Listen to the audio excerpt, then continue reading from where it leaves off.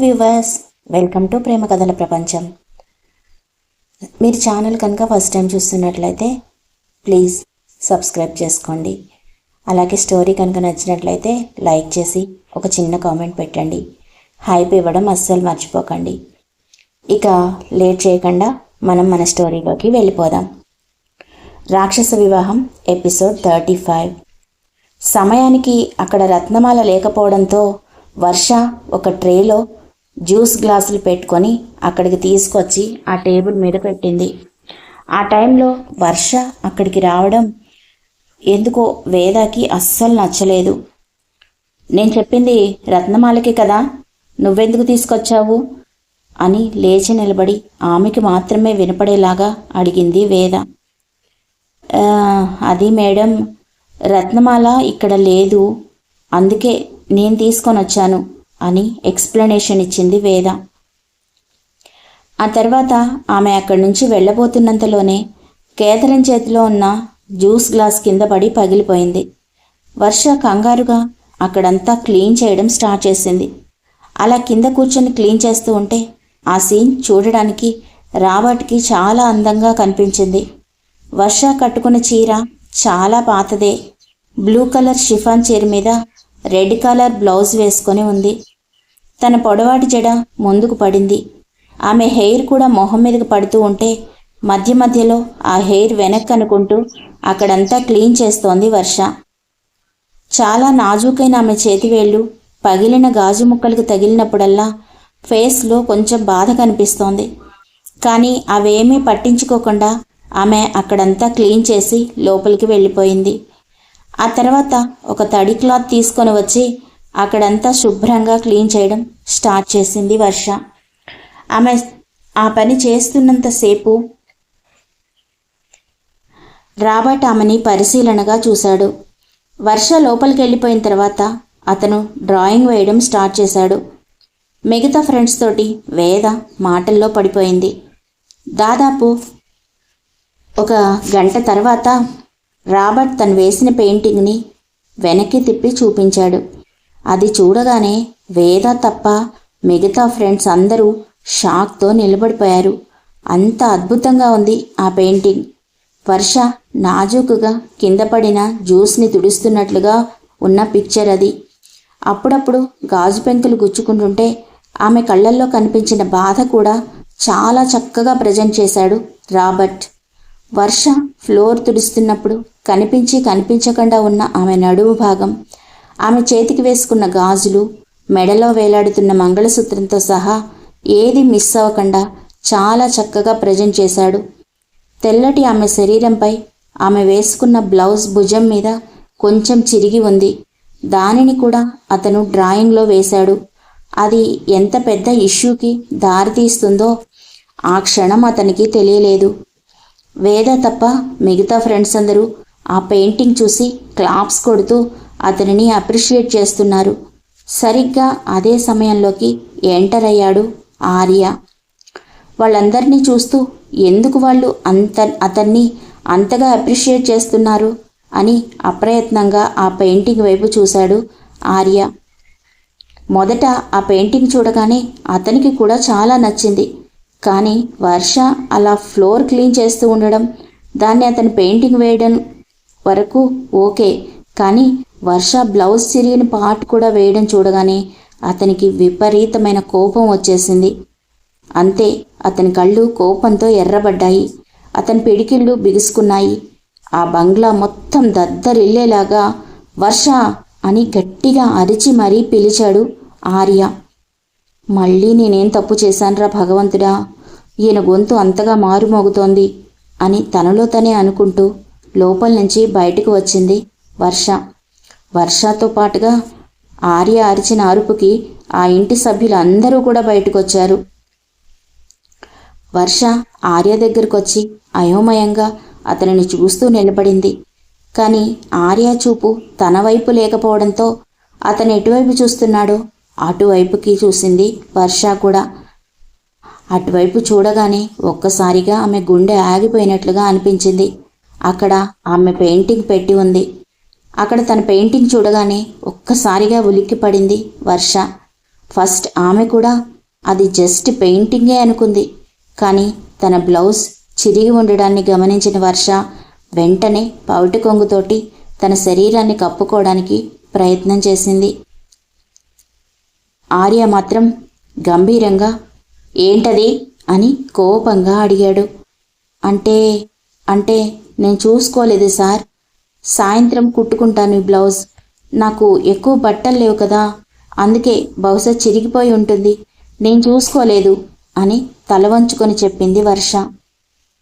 ఆర్య అలా అరుస్తున్నప్పుడే రాబర్ట్ తన ఫ్రెండ్స్ని ఆ పెయింటింగ్లో ఏదైనా ప్రాబ్లం ఉందా అని ఇంగ్లీష్లో అడిగాడు. కేథరిన్కి కొంచెం తెలుగు అర్థమవుతూ ఉండడంతో ఆమె అతనికి ఇంగ్లీష్లో ఎక్స్ప్లెయిన్ చేసింది. నువ్వు వేసిన పెయింటింగ్లో తన బ్లౌజు చిరిగి ఉన్నట్లుగా వేశావు కదా, అందుకే అతనికి కోపం వచ్చింది అని చెప్పింది కేథరిన్. ఓ షిట్, నేనది ఫ్యాషన్ అని అనుకున్నాను. టర్న్ జీన్స్ లాగా ఇది కూడా ఒక రకమైనటువంటి ఫ్యాషన్ ఏమో అని అనుకొని అలా పెయింటింగ్ వేశాను. అలా వేయకూడదా అని ఇన్నోసెంట్గా అడిగాడు రాబర్ట్. ఇది ఇండియా కదా, ఇక్కడ కొంతమంది ఇలాగే ఉంటారు. డ్రెస్సింగ్ విషయంలో చాలా స్ట్రిక్ట్గా ఉంటారు అని అతనికి అర్థమయ్యేలా చెప్పింది క్యాథరిన్. వెంటనే రాబర్ట్ వర్ష దగ్గరికి వచ్చి సారీ, ఐఎమ్ ఎక్స్ట్రీమ్లీ సారీ, నేను అలాంటి ఉద్దేశంతో ఈ పెయింటింగ్ వేయలేదు అని సారీ చెప్పాడు. Go on correct mister Robert అని కొంచెం కోపంగా అన్నాడు ఆర్య. వేద అతని ముందుకొచ్చి బావా, నువ్వు నా ఫ్రెండ్స్ని ఇన్సల్ట్ చేయడం ఏమీ బాగాలేదు. అతను ఏదో సరదాగా డ్రాయింగ్ వేశాడు అంతే కదా, అందులోనూ వాళ్ళు నా కోసమే ఇంటికి వచ్చారు. వాళ్ళని ఏమైనా అంటే బాగోదు చెప్తున్నాను అని కోపంగా అన్నది వేద. నేను ఇప్పుడు వాళ్ళనేమీ అనడం లేదు కదా, డోంట్ వరీ వేద, నువ్వు వాళ్ళని తీసుకొని లోపలికి వెళ్ళిపో అన్నాడు ఆర్య.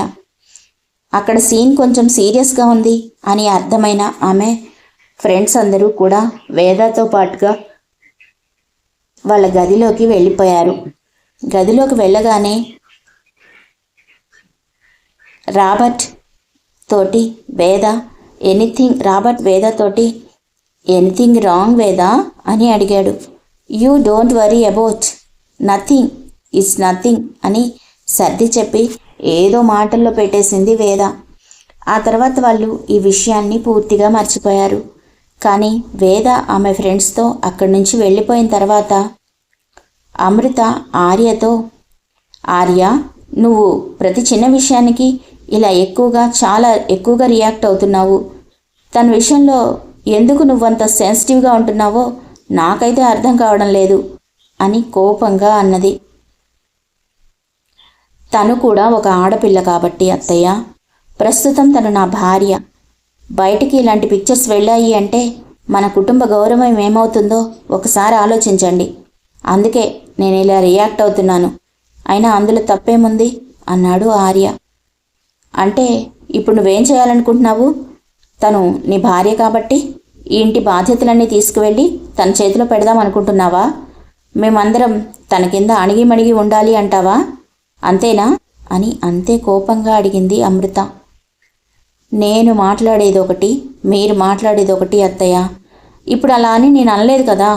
అన్నీ మీరు అనుకున్నట్లుగానే జరుగుతున్నాయి కాబట్టి ఈ విషయంలో మీరు కలగజేసుకోకండి అని చెప్పి వర్ష వైపు ఒక్కొక్క అడుగు వేస్తూ వెళ్ళి, ఎందుకు ఇలాంటి బట్టలు వేసుకున్నావు అని మరోసారి కోపంగా అడిగాడు ఆర్య. సారీ సార్, నేను ఇది చూసుకోలేదు. నాకున్నవి 4 చీరలే కదా, వచ్చిన దగ్గర నుంచి అవే కట్టుకుంటున్నాను. ఉతికినప్పుడు ఒకటి చిరిగిపోయినట్లుంది, అది నేను చూడలేదు. ఇప్పుడే వెళ్ళి కుట్టుకుంటాను, సారీ అని వర్ష చెబుతుంటే సుభద్రాదేవికి కన్నీళ్ళు ఆగలేదు. నారాయణకి కూడా చాలా బాధగా అనిపించింది. ఆర్య ఆమె చేయి పట్టుకొని బలవంతంగా బయటికి తీసుకువెళ్ళాడు. వర్ష, వదలండి సార్ ప్లీజ్ అని ఎంత అరుస్తున్నా కానీ ఆర్య వినిపించుకోలేదు. బలవంతంగా ఆమెను తీసుకెళ్ళి కారులో కూర్చోబెట్టి స్పీడ్గా పోనిచ్చాడు కారు. వెళ్తున్నంతసేపు వర్ష అడుగుతూనే ఉంది, సార్ మనం ఎక్కడికి వెళ్తున్నాము? నా అవతారం అస్సలు బాలేదు. నన్ను మీరు ఎందుకు ఇలా బయటికి తీసుకొస్తున్నారు? ఇది కరెక్ట్ కాదు సార్ అని వర్ష బతిమిలాడుతూనే ఉంది.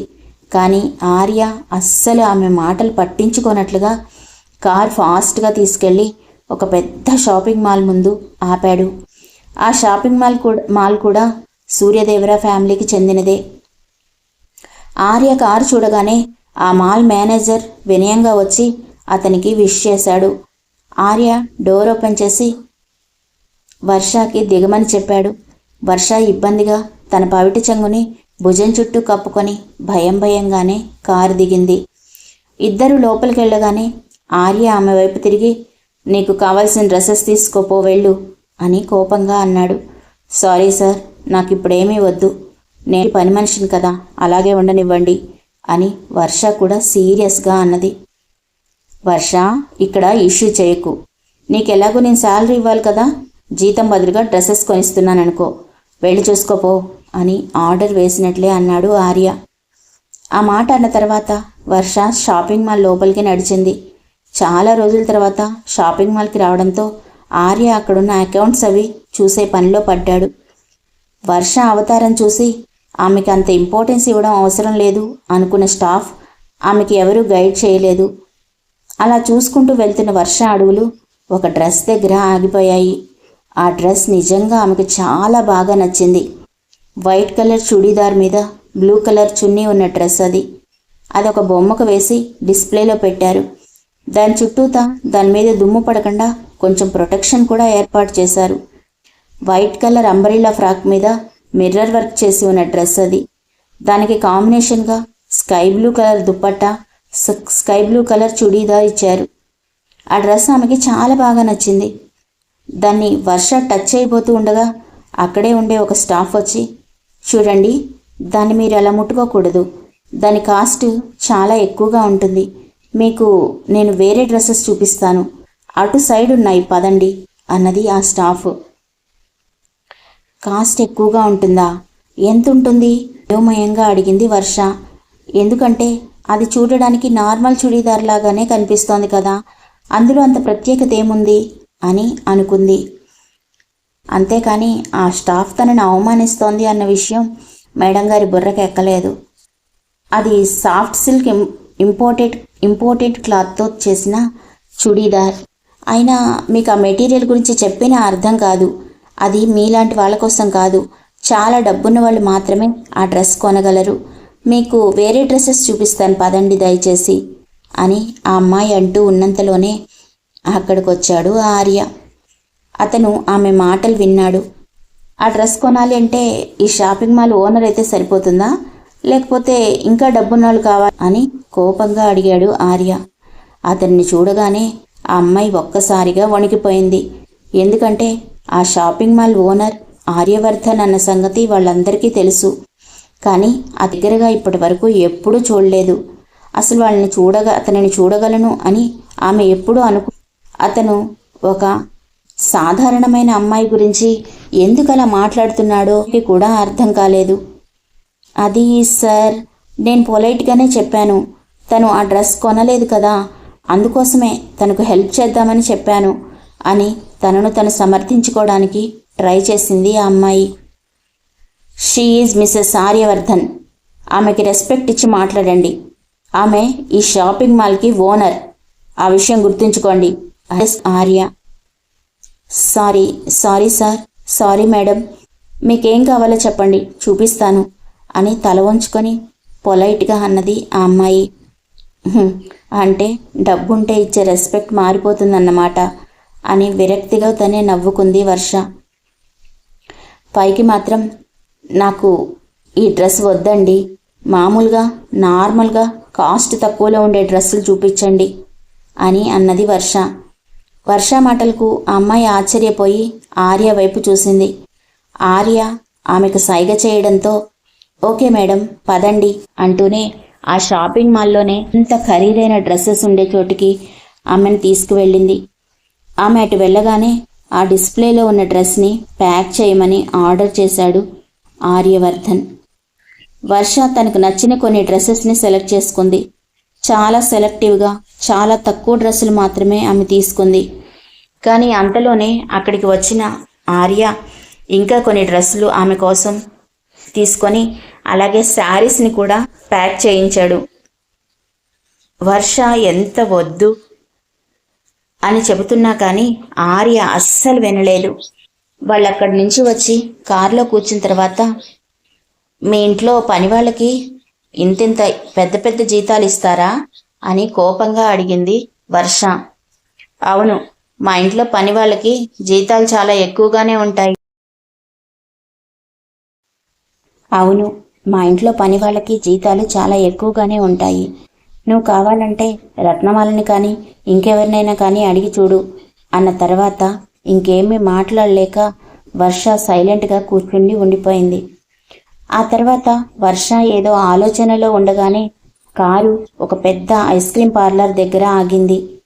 ఆ విషయం కూడా వర్ష గమనించలేదు. ఆర్య కారు దిగిన తర్వాత ఆమె ఇంకా కారు దిగపోవడం చూసి, ఏంటి ప్రతిసారి కార్ డోర్ ఓపెన్ చేసి నీకోసం డ్రైవర్ లాగా మారిపోవాలా, కారు దిగు అని కోపంగా అరిచాడు ఆర్య. అప్పుడే ఈ లోకంలోకి వచ్చిన వర్ష ఒకసారిగా తల విదిలించి, ఎందుకు ప్రతిదానికి ఇలా అరుస్తాడు మిస్టర్ యారోగెంట్ అని తనలో తనే అతనిని తిట్టుకొని కారు దిగి చూసేటప్పటికి అక్కడ ఐస్ క్రీమ్ పార్లర్ కనిపించింది. వర్షకి మొదటి నుంచి ఐస్ క్రీమ్లంటే ఆమెకి చాలా ఇష్టం. ఐస్ క్రీమ్ తిని చాలా రోజులైంది అనిపించింది. అసలే కడుపుతోటున్నదేమో. ఆ పార్లర్ చూడగానే ఎందుకో ఐస్ క్రీమ్ తినాలి అని చాలా బలంగా అనిపించింది. ఇప్పుడు ఐస్ క్రీమ్ కొనిపెడతారా అని మెరిసే కళ్ళతో అడుగుతున్న వర్షాన్ని చూసి, దీనికి ఒక ఐస్ క్రీమ్ కొనిపిస్తే అన్ని విషయాలు మర్చిపోయేలాగా ఉంది అని తనలే తనే నవ్వుకున్నాడు ఆర్య. లేదు, ఈ పార్లర్ అమ్ముతున్నారట, కొందామని వచ్చాను అని వెటకారంగా అన్నాడు ఆర్య. ఓహో అవునా, బిజినెస్ కోసం వచ్చారా, మరి నన్ను ఇంటి దగ్గర దింపి రావాల్సింది అని నీరసంగా అన్నది వర్ష. నీకు బ్రెయిన్ అస్సలు ఎదగలేదు కానీ పద ఐస్ క్రీమ్ తిందాం అంటూ లోపలికి దారి తీశాడు ఆర్య. ఆ విషయం కొంచెం మామూలుగా చెప్పచ్చుగా, ఎందుకు ఇలా అరుస్తాడు, ఏదేమైతేనే ముందు ఐస్ క్రీమ్ తిందాం అని అతని వెనకాలే నడిచింది వర్ష. ఐస్ క్రీమ్ ఆర్డర్ చేసి సైలెంట్గా కూర్చుని ఉన్నాడు ఆర్య. ఐస్ క్రీమ్ వచ్చి తిన్న తర్వాత ఇక బయలుదేరదామా అని అడిగాడు. నాకు ఇంకో ఐస్ క్రీమ్ కావాలి అని ఏదో చిన్నపిల్ల మొండిపట్టు పట్టినట్లుగా అడిగింది వర్ష. ఎక్కువ ఐస్ క్రీంలు తినకూడదు, ఆ విషయం తెలీదా నీకు అని ఏదో చిన్నపిల్లల్ని మందలించే పేరెంట్ లాగా అన్నాడు ఆర్య కూడా. ఏం పర్లేదు, ఎప్పుడూ తినడం లేదు కదా, ఒక్కసారి ప్లీజ్ నాకు ఇంకో ఐస్ క్రీమ్ కావాలి అని బతిమలాడుతున్నట్టుగా అడిగింది వర్ష. ఆమె ఇంతవరకు తనను ఏది ఇది కావాలి అని అడగలేదు. అడిగింది కూడా చాలా చిన్న కోరిక. ఎందుకు ఆర్య కాదనలేకపోయాడు. వెంటనే మరో ఐస్ క్రీమ్ ఆర్డర్ చేశాడు. అది వచ్చి తింటున్నంతసేపు ఆమెనే చూస్తూ కూర్చున్నాడు ఆర్య. అతను అలా తన వైపు చూడడం చూసిన వర్ష, కావాలంటే మీరు కూడా ఇంకోటి ఆర్డర్ పెట్టుకోవచ్చుగా, నా వైపు ఎందుకు అలా చూస్తారు అని అడిగింది. దీనికి రొమాంటిక్ గ్రంథులు అస్సలు పెట్టలేదు ఆ దేవుడు. నా చూపులకు అర్థం కూడా దీనికి అర్థం కావడం లేదు. ఒరే ఆర్య, నువ్వు దీనికి చాలా నేర్పించాల్సి వస్తుందిరా, ఎలా వేగుతావో ఏంటో దీంతోటి అని తనలో తనే అనుకున్నాడు ఆర్య. ఆర్య ఏమీ మాట్లాడకుండా అలా తనలో తనే ఆలోచించుకోవడం చూసి, ఓహో డబ్బులు లేవా, పోనీ ఒక స్పూన్ తింటారా అని ఇన్నోసెంట్గా అడిగింది వర్ష. ఆమె మాటలకి నవ్వాలో ఏడవాలో అర్థం కాలేదు ఆర్యకి. మిడిల్ క్లాస్ మెంటాలిటీస్ అలాగే ఉంటాయన్న సంగతి ఆర్యకి తెలియదు. ఒక పెద్ద బిలీనియర్ అయిన ఆర్యవర్ధన్ని డబ్బులు లేవా అని అడగడం ఎంత పిచ్చి ప్రశ్నో వర్షకి అర్థం కాలేదు. వాళ్ళిద్దరినీ ఒకటి చేసిన ఆ దేవుడి క్యాలిక్యులేషన్ ఏంటో ఎవరికీ అర్థం కాదు. వాళ్ళిద్దరికీ తెలియని ఒక విషయం ఏంటంటే, వాళ్ళిద్దరూ షాపింగ్ మాల్లో ఉన్న దగ్గర నుంచి ఇక్కడ పార్లర్లో ఉన్న వరకు మొత్తం దూరం నుంచి వాళ్ళిద్దరిని కొన్ని ఫొటోస్ తీస్తున్నాడు ఒక వ్యక్తి. కానీ ఆ విషయం ఆర్య కానీ వర్ష కానీ గమనించలేదు. ఐస్ క్రీమ్ తినడం పూర్తయిన తర్వాత ఆర్య ఆమెను తీసుకొని కారు దగ్గరికి వెళ్ళాడు. కారులో కూర్చున్న తర్వాత ఆర్య వర్షతో, నువ్వు ఎక్కడికైనా వెళ్ళాలనుకుంటున్నావా అని అడిగాడు. వర్ష వెంటనే, ఒకసారి మా ఇంటికి తీసుకువెళ్తారా ప్లీజ్ ఇల్లు చూసి చాలా రోజులైంది. నాకు ఒకసారి మా ఇల్లు చూడాలనుంది. ఒకసారి తీసుకెళ్తారా అని అడిగింది వర్ష. ఎందుకు మళ్ళీ? అక్కడికి తీసుకెళ్ళిన తర్వాత నాతో రాను అని మొండికేద్దామనా అని అడిగాడు ఆర్య. నేను రాను అన్నా తమరు మ్యాన్ హ్యాండ్లింగ్ చేస్తారు కదా, నాకంత ఓపిక ఇప్పుడు లేదు. నావి కొన్ని వస్తువులు అక్కడున్నాయి, వాటి కోసం మాత్రమే అని అన్నది వర్ష. ఒక అరగంట ప్రయాణం తర్వాత వాళ్ళు అది వరకు ఉండే ఏరియాకి వెళ్ళారు. వర్ష వాళ్ళు ఉండేది ఒక ఇండిపెండెంట్ హౌస్. అది నారాయణ గారు తన కష్టార్జితంతో కొన్నారు. చాలా రోజులుగా ఎవరూ లేకపోవడంతో అక్కడంతా దుమ్ము పడి పేరుకుపోయింది. మొక్కలు కూడా చాలా వరకు ఎండిపోతున్నట్లుగా కనిపించాయి. ఎంతో ఇష్టంగా పెంచుకున్న మొక్కలు అలా ఎండిపోతూ ఉంటే వర్షకి ఉసూరు అనిపించింది. వెంటనే ఇల్లంతా క్లీన్ చేయడం స్టార్ట్ చేసింది. ఆర్య అది చూసి కోపంగా, ఎవరైనా మనిషిని పిలిపించి నేను క్లీన్ చేయిస్తాను, నువ్వు ఎప్పుడూ ఇలాంటి పనులేం పెట్టుకోకు, నీకేం కావాలో అవి తీసుకొని బయలుదేరు అన్నాడు. బయటకొచ్చేటప్పుడు ఎప్పుడు ఒక తాళం వాళ్ళు ఉండే ఒక సీక్రెట్ ప్లేస్లో పెడతారు. ఆ తాళం తీసుకొని ఇల్లు ఓపెన్ చేసి లోపలికెళ్ళిన వర్షకి చాలా ఎమోషనల్గా అనిపించింది.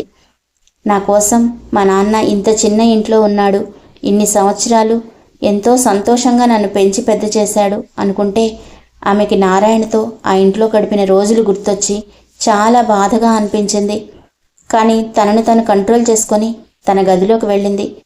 అక్కడ తను వేసిన కొన్ని పెయింటింగ్స్, అలాగే కొన్ని పెయింటింగ్ కిట్స్, తనవి కొన్ని డ్రెస్సెస్ తీసుకొని వచ్చి కారు ఎక్కింది వర్ష. ఇప్పుడు ఇవన్నీ దేనికి అని కోపంగా అన్నాడు ఆర్య. నేను వచ్చిందే ఇవి తీసుకోవడానికి అని చెప్పాను కదా అన్నది వర్ష. ఇంకా ఆమెను క్వశ్చన్ చేయడం ఇష్టం లేక కారు ముందుకు పోనిచ్చాడు. అప్పటికే నైట్ అయిపోయింది. కానీ ఆర్య తన కారును ఇంటికి తీసుకెళ్లకుండా సూర్య హాస్పిటల్ వైపు తీసుకువెళ్ళాడు. తను హాస్పిటల్కి వచ్చాను అని చూడగానే వర్షకి చాలా భయంగా అనిపించింది. ఇప్పుడు తను ఎక్కడికెందుకు తీసుకొచ్చాడు అని తనలో తనే అనుకుంటూ ఉండగా ఆర్య కారు దిగి మరోసారి, ఏంటి ప్రతిసారి నేను డోర్ తీస్తే కానీ కారు దిగవా అని గట్టిగా గద్దించాడు. వర్ష అయోమయంగా అతని వైపు చూసి కారు దిగి, ఇప్పుడు ఇక్కడికెందుకు తీసుకొచ్చారు, మీకేమైనా హెల్త్ బాగాలేదా అని కంగారుగా అడిగింది. నాకు బాగానే ఉంది, నీకే బాగాలేదు, ఏదో టాబ్లెట్ వేసుకుంటున్నావు కదా రోజు, అసలు నీకేమైందో తెలుసుకుందామని ఇక్కడికి తీసుకొచ్చాను పదా అంటూ ఆమె సమాధానం కోసం ఎదురు చూడకుండా హాస్పిటల్ లోపలికి తీసుకొని వెళ్ళాడు ఆర్య. ఇప్పుడు అన్నయ్య హాస్పిటల్లో ఉన్నాడో లేదో, ఈయన వేరే డాక్టర్ చేత చెక్ చేయిస్తే నేను ప్రెగ్నెంట్ అన్న విషయం బయటపడిపోతుంది. భగవంతుడా, ఇప్పుడు నేనేం చెయ్యాలి అని టెన్షన్ పడుతూనే అతని వెనకాల నడిచింది వర్ష భయపడుతున్నట్లుగానే ఆమె ప్రెగ్నెంట్ అన్న విషయం ఆర్యకి తెలిసిపోతుందా? ఒకవేళ ఆ విషయం కనుక తెలిస్తే ఆర్య ఎలా రియాక్ట్ అవుతాడు? ఆర్యకి ఆ విషయం తెలియాలనుకుంటున్నారా, తెలియకూడదనుకుంటున్నారా? కామెంట్ రూపంలో చెప్పండి. ఇంతవరకు స్టోరీని విన్నారంటే స్టోరీ మీకు బాగా నచ్చినట్లే అని అర్థం కదా. ప్లీజ్ లైక్ చేసేయండి మరి, అలాగే చిన్న కామెంట్ కూడా పెట్టండి. Love you all.